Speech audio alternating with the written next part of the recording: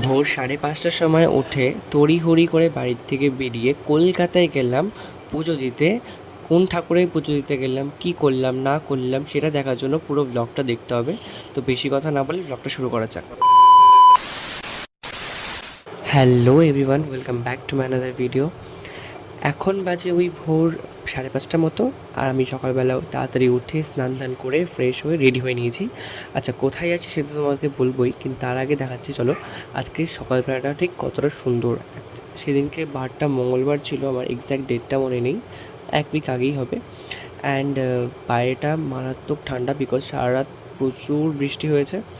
And আমি ওই জন্য ফুল হাতা শার্ট পরে গেছিলাম, বাট ফেরার সময় ঠিক ততটাই কষ্ট হয়েছে বিকজ অনেক রোদ্দুর উঠে গেছিলো। যাই হোক, এখন আমি আর বাবা বেরিয়ে পড়েছি আমাদের গন্তব্যস্থলে যাওয়ার জন্য।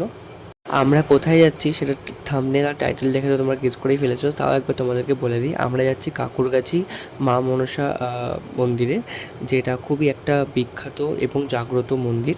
এখন তোমাদের সঙ্গে কথা বলতে বলতে আমি দমদম এয়ারপোর্ট ক্রস করছি, আর আমরা অলমোস্ট চলে এসেছি। আর আমি এসেই ফার্স্টে এখানে ডালা নিয়ে নিয়েছিলাম, আর যেহেতু আমরা ফার্স্ট টাইম যাচ্ছিলাম তাই খুঁজতে একটু টাইম লেগে গেল। যাই হোক, আমরা ডালা নিয়ে ওয়েট করছি। তখন বাজে, আমরা যখন পৌঁছে গেছিলাম তখন 9টা মতো বাজে, অ্যান্ড তখনও মায়ের পুজো স্টার্ট হয়নি। আমরা তখন ওয়েট করছিলাম ডালা কিনে।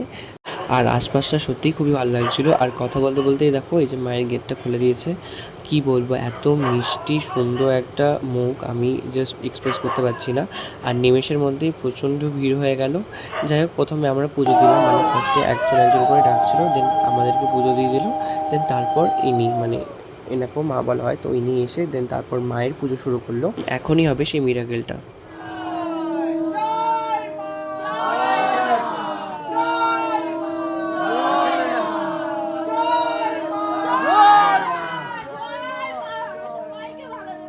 তারপর ভালোভাবে পুজো কমপ্লিট করে আমরা চলে এসেছিলাম। আর তখন বাজে ওই 12টা 12:30 মতো, আর তখনও প্রথমত আমরা নির্জল উপোস করেই ছিলাম।